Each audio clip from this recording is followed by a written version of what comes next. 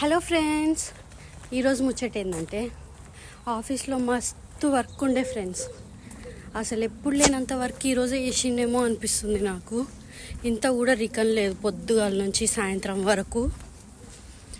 మస్తు టయర్డ్ అయిపోయినా, మస్తు స్ట్రెస్ఫుల్ అనిపిస్తుంది. ఆఫీస్ నుంచి బయటకు వచ్చిన తర్వాత కూడా ఇంకా అదే రన్ అవుతూ ఉంది మైండ్లో.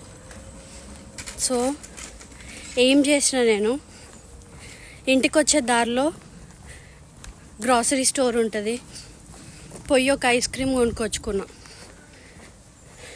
ఇది తింటే కొంచెమన్నా మైండ్ డైవర్ట్ అవుతుందేమో అని చెప్పేసి.